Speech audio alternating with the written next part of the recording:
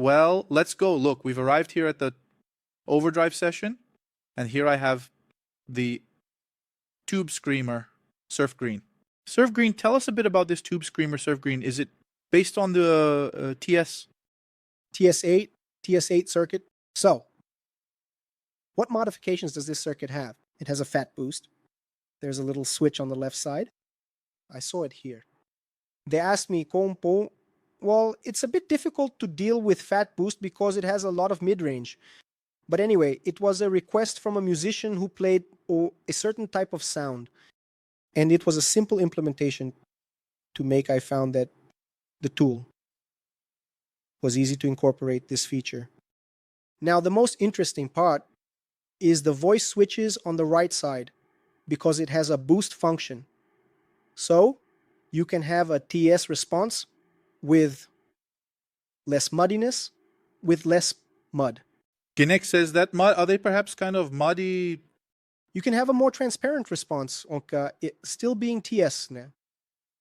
With this switch in the central position, and there's a rectification based on the Boss SD1. Oh, cool. Wow, that's... Okay, so it's a response that's a little more, it's a bit more chaotic than the Ribanes, right? The Ribanese is that creamier one, right? The Boss is a little angrier. Partly, of course, they are different circuits, but partly due to the rectification. But the switch in the central position, which I think would be the icing on the cake that they provide, is to function as a boost, where you remove the rectification, making the sound more organic, with the characteristics of the TS in terms of gain, sound projection, but without the muddiness, because you remove the rectification. I see. So to push it as a mid boost, because normally as the TS is used many times, you reduce gain. Yes. But I don't know if you noticed, the TS doesn't have much volume range. No, that's true. That's just how it is. It's the circuit. There are circuits where you open a boost breaker. You have the volume. It's not a boost, although many people use the combo, but you have a much greater volume range. The TS doesn't have that volume range to really push whatever comes next. So this switch in the central position, it provides a lot of volume. Sometimes people ask me, hey, is it really like that? I say, no, man, it's a boost. A boost has to deliver volume to you. Anything else reduces the volume. People sometimes use it as an overdrive cleaner, more open chords. So its usefulness is what the musician finds as a function. But I consider this central position as the difference of this pedal. The Surf Green, man, because I love this color. As I research a lot, I see, wow. And sometimes what's cool is a counterpoint to sophistication. Sometimes I see, for example, an instrument with sparkle, the pedal here. Wow, it's cool. But sometimes I see a solid black guitar. I think it's amazing. Or white. So I find these more vintage colors very cool. And so I continue to maintain the visual identity of the TS because green is almost sacred. Speaking of TS, if it doesn't have that little green there, it's almost sacred. So even though I can test it in any color, sparkle, but still, I maintain the visual identity of the product.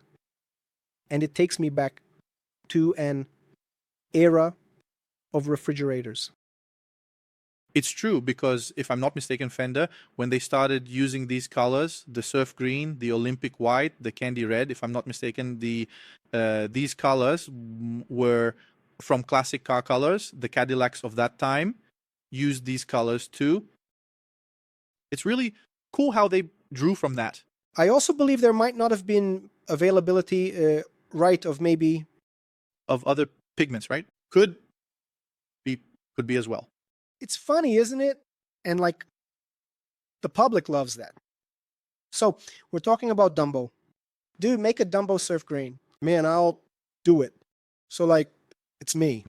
I found a color without leaving the visual identity and at the same time leaving it. I think this color is really cool. That blue called Palmolive soap. I forgot the name.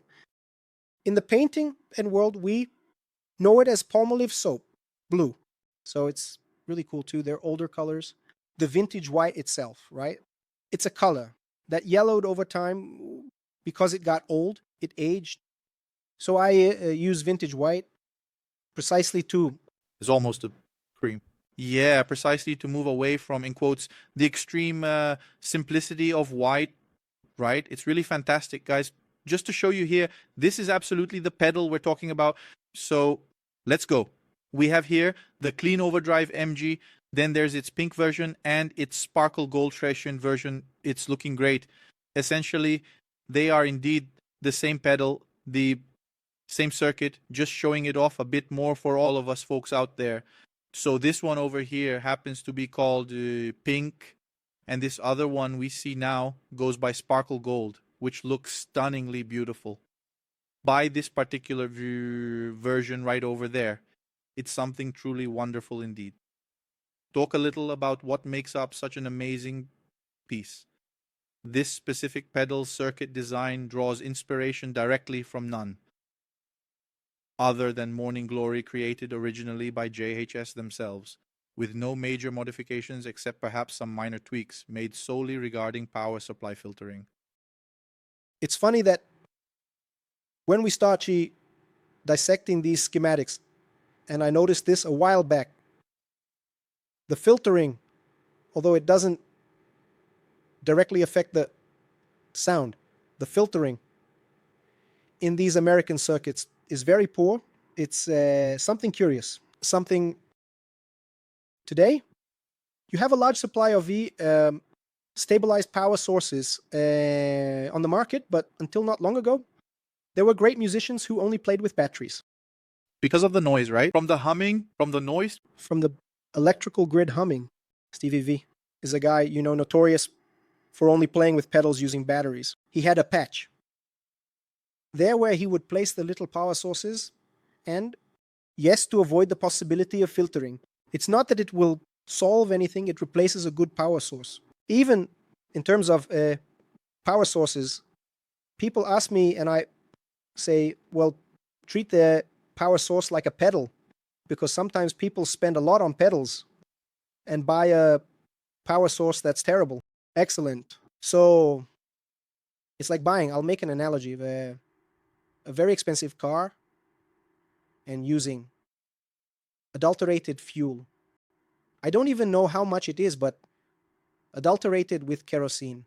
No, for the love of God, guys, buy a power source. That costs as much as a pedal. That's the benchmark. Yes, I agree with you. Because you'll avoid problems. Okay? This issue of noise is something that comes back in cycles, right? Since I have to provide support, it comes back, man. My pedal here is acting up. I turn it on and I'm hearing the radio. I don't know if that's ever happened to you. With the radio, no. With the radio, no. Then I said, man, what power source are you using? Do an experiment, try to get another power source, and it will solve it. No, it solves it, man. A technical explanation for this. The transmission lines, they are large antennas, so they pick up everything, radio frequencies, HF, VHF, and those are microsignals. Gosh, when it's off, I don't hear it. You don't hear it because it hasn't been amplified. But it's there. It's there. You amplify it 200, 300 times, then you hear it, obviously. That noise needs to be grounded. So you either need to ground it up or isolate the sources with isolated transformer cores to separate noisy pedals, or digital pedals that require better filtering. So you separate them. I think it's important. So the MG was that I just improved the filtering part a bit. Interesting. And this part you mentioned about the power supply, it's really important for people to make that investment in a power supply, because it's what will be powering all the pedals, right, man? And so what I like to say is the following. You change pedals, you get tired of them, you don't use them, you sell them, no power supply, you'll use the power supply. If it's a good power supply, you'll use the power supply forever, or if it burns out, or if you need a bigger one, then no pedal. Gosh, I bought a pedal, I didn't like it, or I liked it, but suddenly your musical interest changes, so you look for other equipment, so you end up passing on that pedal, not the power supply. The power supply will stay with you. Even guitars you can change, but not the power supply. So people don't understand its importance. Which camera should I speak to here? To this one here? Buy a good power supply, for the love of God, because it helps avoid, even for musicians who play in church, not necessarily professionally, but it helps avoid certain situations. Oh, for sure. There have been musicians like that, who play in church saying, man, I went through a tough time. There's no way around it. It's okay. The budget didn't allow it, that's fine. But when you can, buy a power supply. I don't have noise today, but it can help you avoid having it, because you can improve the filtering, but it doesn't solve the problem. And regarding the power supply, I am very happy to say that nowadays we have excellent professionals here in Brazil making isolated power supplies with incredible quality that leave nothing to be desired. It's the speech you're already used to hearing from me here, folks, that leaves nothing to be desired. No foreign product really does. Okay? We have excellent professionals working today making these isolated power supplies. And it's really important, man. If I'm not mistaken, Marcelo Coelho. Marcelo, if you're watching, man, a big hug to you, brother. He talked in a podcast about the difference, even to help you identify what the problem with the power supply is. If you have a pedal that is digital or analog, the type of noise you're hearing makes it easy to figure out what kind of problem is happening with the power supply, whether it's underpowered, overpowered, or if it's actual noise from the electrical grid. So he mentioned this because he also makes power supplies. It's Marcelo from Guitar Tech, okay, folks? He's been here a few times, and man, it's fundamental, right? You're going to buy a pedal, you spend 1,000 reais there to, 2,000 reais, 3,000 reais to set up your board with all the pedals you wanted. Are you going to use that questionable power supply? This is very common, I see it, yes, because the photos I observe, I evaluate from the cost acquisition perspective the pedals that the musician has, and I see the little power supply they use. It's distressing. It's a lack of information. It's a lack of awareness among people. And unfortunately, this only comes to light when there's a problem. During a recording, at a show sometimes, you get to a show where you can't do it again, you can't make a mistake, so it's the opportunity of a lifetime for the guy. He turns on the pedal. Oh, man. Radio noise, excessive humming. Hey, I've had it happen, where I picked up the radio on a lapel microphone. The wireless system? It's the stage. The lighting is the source of emission. Wireless transmissions, wireless microphones are sources of transmission. It's a space where the energy is usually supplied, often by a transformer. You don't know what's going on there. It's a scenario that favors chaos. I like to talk about this. I'm bringing this information because it's part of what I sell, to provide a good experience. And it's annoying sometimes to see the lack of information, the lack of awareness.